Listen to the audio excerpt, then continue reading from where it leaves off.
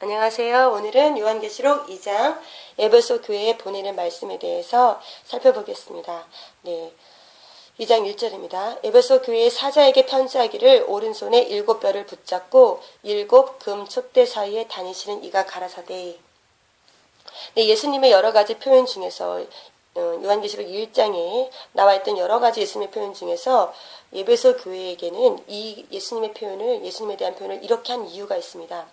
7별을 예수님께서 오른손에 붙잡고 계신다는 거예요. 별은 교회에서 일하는 자들이죠. 7별을 붙잡고 있고 또 7 금촛대는 교회에서 7 교회를 의미하는데 그 교회 사이를 다니신다는 거예요. 교회를 그냥 홀로 두는 것이 아니라 예수님께서 그 사이사이를 다니셔서 지금 옆에서, 바로 옆에서 예수님께서 함께 하신다는 거예요. 예수님께서 우리를 붙잡고 계시고 교회에 우리를 홀로 두지 않고 예수님이 지금 함께 하신다는 것을 알려주시는 이유가 있는데 그것이 2장 4절과 5절입니다. 그러나 너를 책망할 것이 있나니 너의 처음 사랑을 버렸느니라. 이게 처음 사랑을 버린 사람들은요. 그러니까 에베소 교회는 믿음이 부족한 교회가 아닙니다. 이제 살펴보겠지만 그 교회는 믿음이 굉장히 단단하고 그리고 분별력이고 영적으로 깊은 교회입니다. 그런데 그런 교회의 특징들은 뭐냐면 첫사랑을 버렸다는 거예요. 근데 첫사랑을 버린 사람들은 예수님이 지금 나를 붙잡고 계신 걸 느끼지 못해요. 예수님이 지금 내 옆에 지금 함께 옆에 계신다는 걸 느끼지 않습니다. 그러면서 너무나도 멀리 있는 예수님을 찾게 된단 말이에요. 그러니까 예수님께서 이 표현을, 예수님에 대한 표현 중에서 이 표현을 에베소 교회에게 쓰시게 된 건데요. 우리가 요한계시록 1장 20절에 보니까 내 본 것은 내 오른손의 7별의 비밀과 7 금 촛대라. 자, 그 교회와 그 다음에 교회에서 일하는 사람들에게 비밀이 있다는 거예요. 그러니까 이 앞으로 있을 모든 7 교회에 지금 현재 상태에 있는 모든 교회 성도들과 교회들의 모습이 다 지금 그 안에 지금 이 안에 지금 다 모든 것이 다 표현이 되어 있어요. 그래서 그것은 비밀이 있는데 그 비밀들을 우리가 지금부터 하나씩 이제 알아보겠습니다.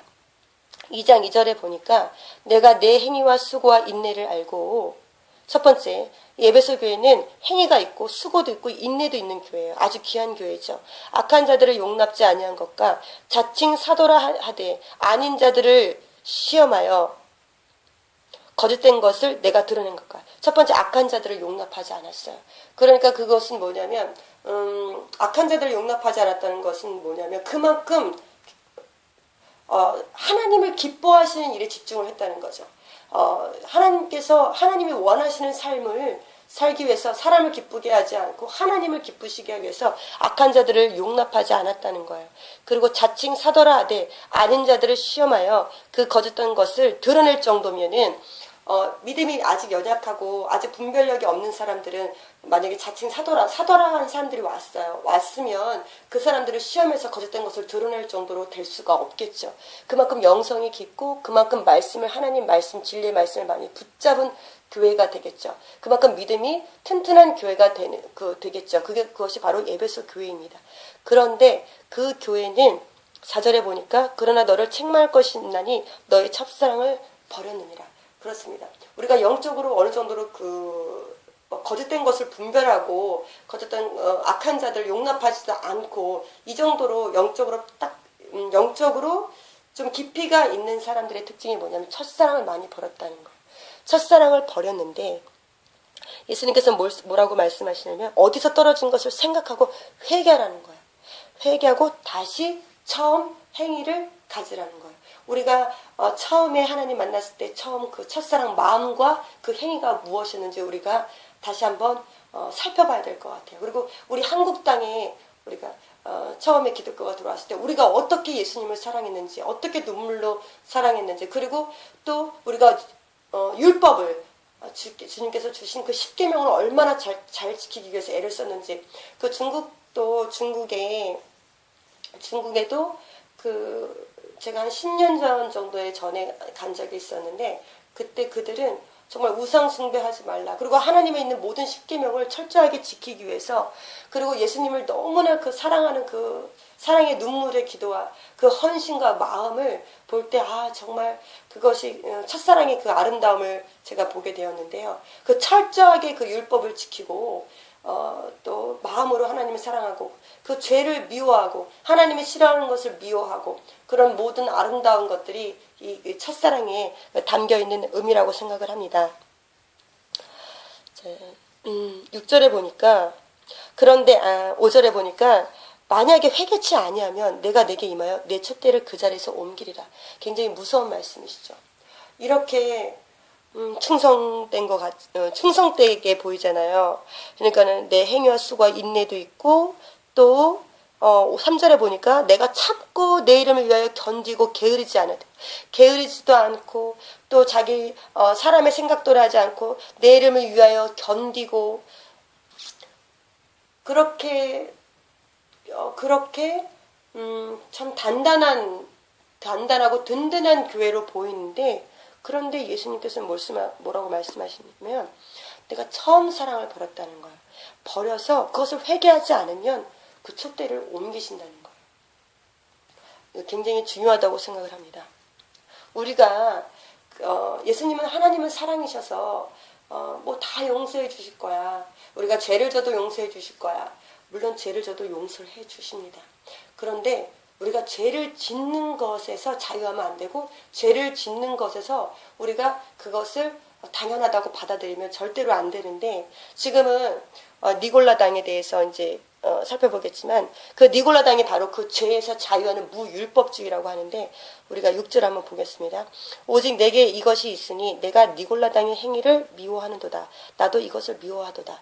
그 니골라라는 사람에 대해서 사도행전 6장 5절에 나와 있어요. 7지사 중에서 성령이 충만한 7지사 중에서 한 사람이었는데 저는 그 동일 인물이라고 보고 있습니다. 그 니골라당은 무율법주의라고 하는데 저는 동일 인물이라고 생각을 해요. 왜냐하면 모든 이단들이 교회 안에서 나갔기 때문에 교회 안에서 나갔기 때문에 나가서 이단을 만들었기 때문에 저도 이렇게 하나님을 믿는 사람이 나가서 그 말씀 중에서 그 변형을 시키게 되는 거죠. 그래서 새로운 어떠한 사람의 생각으로 어떤 교리를 만들어서 이단이 나오는 것 같은데요.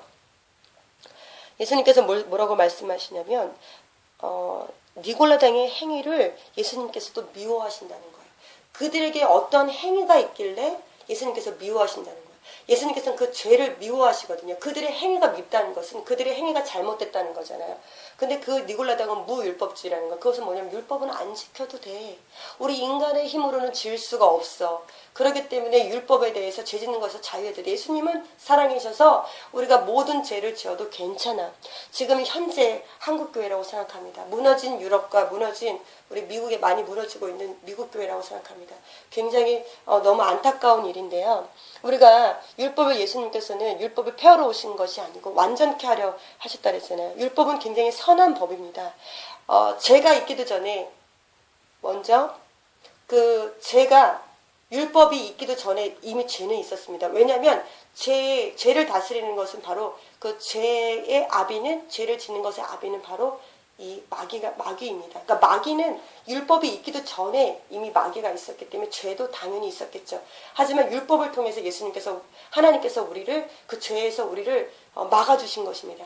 그러니까 우리가 마귀의 종이 되어서 죄를 져서 마귀의 종으로 살 수 있는 우리를 그 율법을 주심으로 인해서 우리가 그 죄를 짓지 않으므로 우리가 하나님과 더 가까이 살 수 있도록 그 죄를 져서 마귀의 종이 되어서 어차피 죽음으로 죄의 삭은 사망이라고 하잖아요. 그러니까 우리가 어차피 죽어서 마귀에게 끌려가서 죽음을 당하나 예수님께서 그 죄를 하나님께서 그 죄를 우리에게 알려주심으로 인해서 우리가 그것을 날마다 그것을 명심하고 그것을 지키려고 했을 때 우리에게 성벽이 쌓여 있어서 그 죄가 가까이 와도 우리가 이겨낼 수 있는 힘이 생기는 거잖아요. 그러므로 율법은 굉장히 중요합니다. 율법은 선한 법이고 의로운 법이라고 로마서 7장 12절에 또 이렇게 말씀하고 계십니다. 그러므로 우리의 힘으로는 잘 지을 수가 없기 때문에 날마다 그 말씀을 묵상해서 지키려고 해야 됩니다. 그것이 누구의 힘으로? 예수 그리스도께서. 예수 그리스도로 인하여 우리가 그 율법을 지킬 수가 있는 것입니다. 우리가 때론 가늠한 여인에 대해서 우리가 가늠한 여인들, 그 서기관과 바리새인들이 이제 그 가늠한 여인을 끌고 오죠. 그럴 때 예수님께서 율법의 완성을 보여주십니다. 그 완성이 뭐냐면 예수님께서 그 여인을 돌로 치라고 말씀하십니다. 돌로 치라는 그 표현은 뭐냐면 하나님께서 돌로 치라고 하셨죠. 돌로 치라는 것은 뭐냐면 그 여인이 만약에 간음을 해서 어차피 마귀의 세력에 끌려서 어차피 죽으나 돌로 쳐서 죽으나 죽음은 어차피 같습니다. 그런데 예수님께서는 뭐라고 말씀하시냐면은 너희 중에 죄 없는 자가 먼저 돌로 치라고 하는 것입니다. 율법의 완성은 사랑인 것입니다.